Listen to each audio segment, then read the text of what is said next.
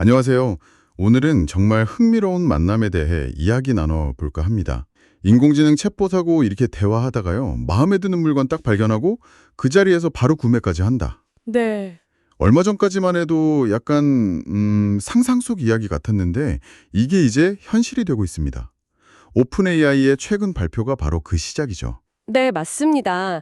챗GPT 안에서 사용자가 직접 상품을 찾고 주문까지 완료할 수 있는 인스턴트 체크아웃 기능이 도입된다는 소식이에요.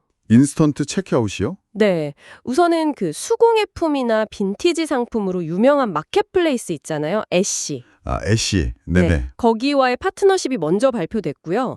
조만간 또 수많은 온라인 상점들의 기반이 되는 쇼피파이하고도 연동이 시작될 예정이라고 합니다. 이야, 단순히 뭐 정보 검색하거나 글 써주는 걸 넘어서 이제 AI가 실제 상거래, 그러니까 뭐랄까, 돈이 오가는 구매 활동까지 직접 수행하게 된다는 거네요. 그렇죠. 그게 핵심이죠. 이건 정말 큰 변화인데요.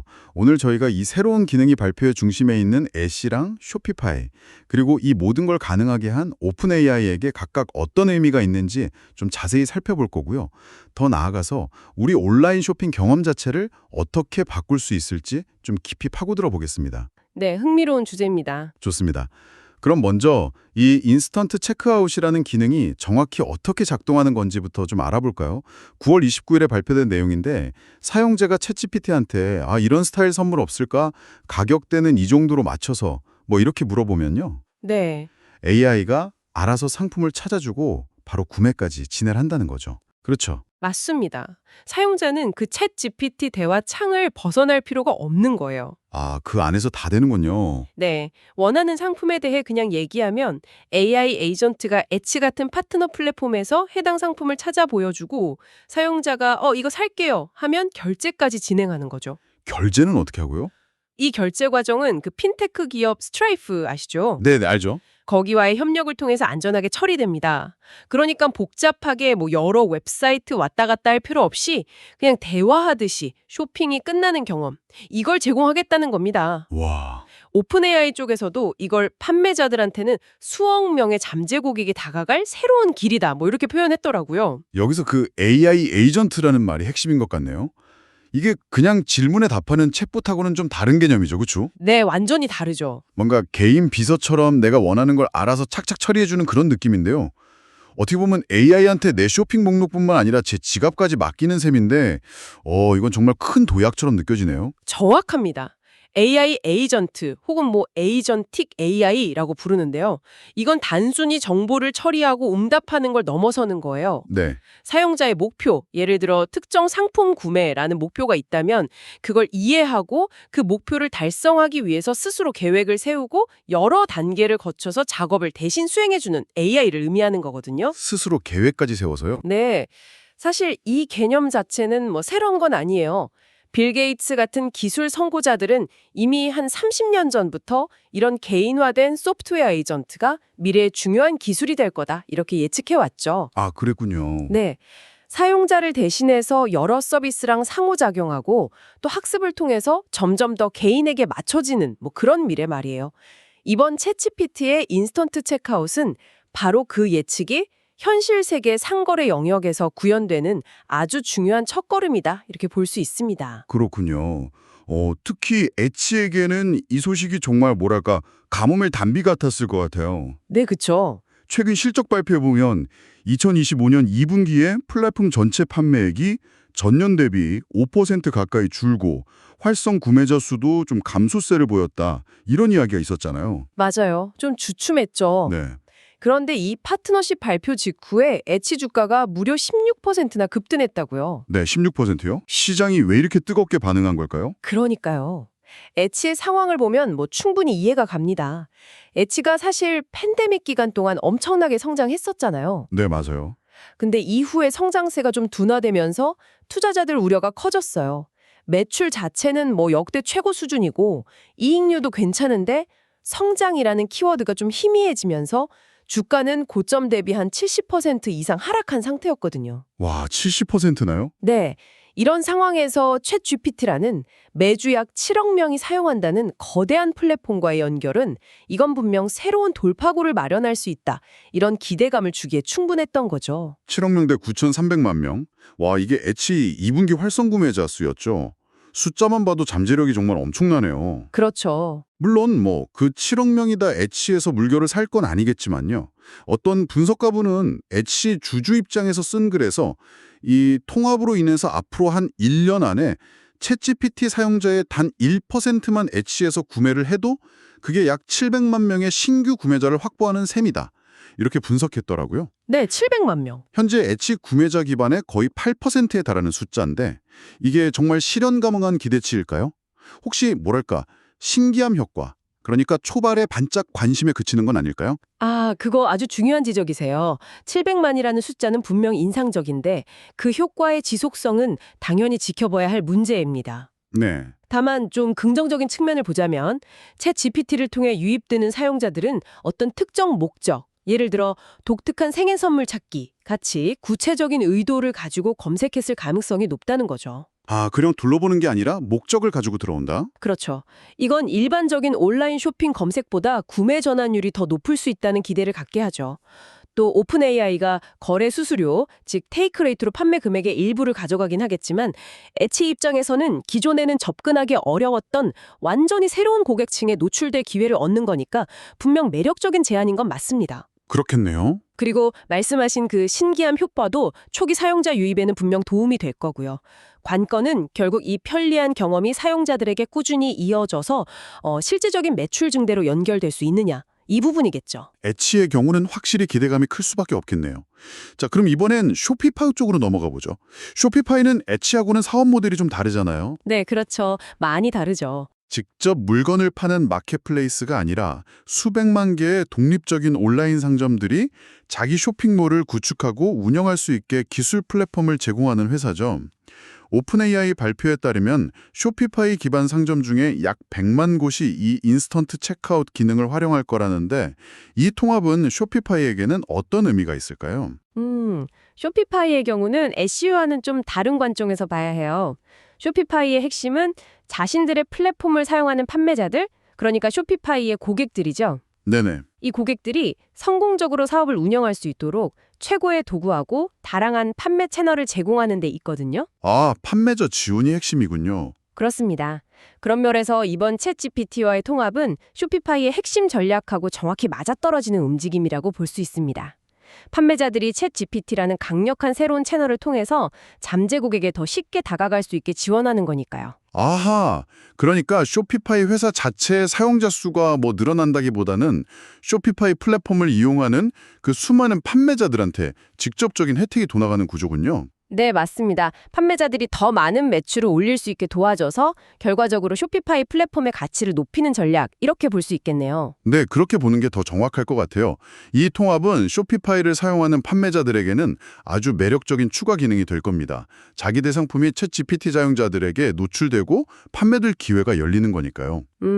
물론 장기적으로 판매자들의 성공이 쇼피파이 생태계 전체의 성장으로 이어지겠지만 애쉬처럼 이 발표 하나만으로 쇼피파이 주가가 즉각적으로 크게 반응할 가능성은 상대적으로 낮다. 이렇게 보는 분석이 많습니다. 아, 그렇군요. 쇼피파이의 이 통합은 자사 플랫폼의 경쟁력을 강화하고 판매자들에게 더 나은 가치를 제공하기 위한 여러 중요한 전략 중 하나다. 이렇게 이해하는 게 적절해 보입니다. 이제 마지막 퍼즐 조각인 오픈 AI 입장에서 좀 생각해보죠. 오픈 AI는 정말 놀라운 속도로 성장하고 있고 2025년에는 약 130억 달러, 우리 돈으로 17조 원이 넘는 매출을 올릴 거다. 이런 예측도 나오더라고요. 네, 그렇죠. 어마어마하죠. 근데 동시에 앞으로 AI 개발하고 인프라 구축에 수천억 달러, 심지어 8,500억 달러에 달하는 천문학적인 비용이 들 거라는 이야기도 같이 나오고 있어요. 네, 그 비용 문제가 정말 크죠. 이 막대한 지출 계획을 감당하려면 현재 수익 모델만으로는 좀 부족할 텐데 이번 인스턴트 체크아웃이 오픈 AI의 수익 구조에는 어떤 기여를 할 수 있을까요? 맞습니다. 그 최첨단 AI 모델 개발하고 운영하는 데는 정말 어마어마한 컴퓨팅 파워가 들고 그에 따른 비용이 소요되거든요. 네. 오픈 AI가 뭐 마이크로소프트 같은 거대 기업으로부터 막대한 투자를 유치하긴 했지만 지속 가능한 성장을 위해서는 현재 주력인 뭐 API 사용료나 챗 GPT 플러스 같은 구독 모델 외에 추가적인 수익원을 확보하는 게 매우 중요합니다. 그렇죠.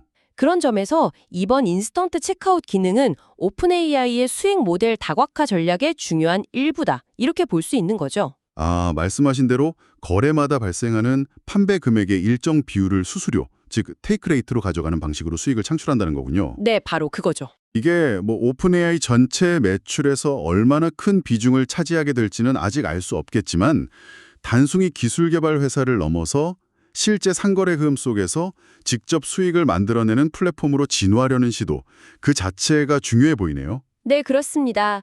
이커머스 시장 규모를 생각하면 잠재력은 분명 크지만 당장 이 기능 하나가 오픈 AI의 재정을 책임질 주요 수익원이 되기는 뭐 어려울 수 있습니다. 네. 하지만 더 중요한 건 이 시도가 보여주는 방향성인 것 같아요. 오픈 AI가 자신들의 AI 기술을 활용해서 실제 경제 활동에 직접 참여하고 그 과정에서 가치를 창출하면서 수익을 얻는 모델을 구축하려고 한다는 점이죠. 이건 향후 더 많은 투자 유치를 위해서나 또 AI 기술의 상업적 가치를 입증하는 데 있어서도 매우 중요한 의미를 갖습니다. 단순히 똑똑한 AI를 만드는 걸 넘어서 그 AI가 실제 세상에서 어떻게 돈을 벌 수 있는지를 보여주는 사례가 되는 셈이니까요. 자, 그럼 이 모든 조각들을 한번 맞춰보죠. 엣지는 새로운 성장 동력을 얻을 기회를 잡았고, 쇼피파이는 자사 플랫폼의 매력을 높였고, 오픈 AI는 새로운 수익 모델을 실험하고 있습니다. 그렇다면 이 변화가 기술 트렌드에 관심 있는 우리, 혹은 그냥 온라인에서 물건을 사는 평범한 소비자들한테는 궁극적으로 어떤 의미를 가지는 걸까요? 이게 단순히 쇼핑이 좀 더 편해지겠네 하는 수준을 넘어서는 변화일 수 있습니다. 그런가요? 네, 인공지능이 우리 일상 속으로 얼마나 더 깊숙이 들어올 수 있는지를 보여주는 상징적인 사례이기 때문이에요. 특히 아까 이야기했던 AI 에이전트가 이제 뭐 이론이나 실험실 수준이 아니라 실제 상거래라는 매우 현실적인 영역에서 작동하기 시작했다는 점이 중요합니다. 네네. 앞으로 우리가 온라인 서비스하고 상호작용하는 방식 자체가 근본적으로 달라질 수 있다는 신호탄인 셈이죠. 여러 웹사이트나 앱을 힘들게 막 돌아다니면서 정보 비교하고 결제하고 그랬잖아요. 그렇죠. 귀찮았죠. 그 대신 그냥 나의 AI 비서한테 이런 거 좀 찾아줘. 그리고 이걸로 사줘. 이렇게 말하는 시대가 성큼 다가왔다는 겁니다. 듣기만 해도 정말 편리할 것 같긴 한데 동시에 조금 뭐랄까 생각할 거리도 던져주는 것 같아요. 예를 들면 AI가 추천해주는 상품이 정말 나한테 최선일까? 혹시 뭐 특정 판매자나 플랫폼에 유리하게 편향된 추천을 하는 건 아닐까? 뭐 이런 걱정도 들고요. 그렇죠. 또 내 구매 데이터나 결제 정보를 AI 에이전트한테 맡기는 거에 대한 막연한 불안감? 이런 것도 있을 수 있고요. 정확한 지적이십니다. 편리함의 이면에는 반드시 고려해야 할 점들이 있죠.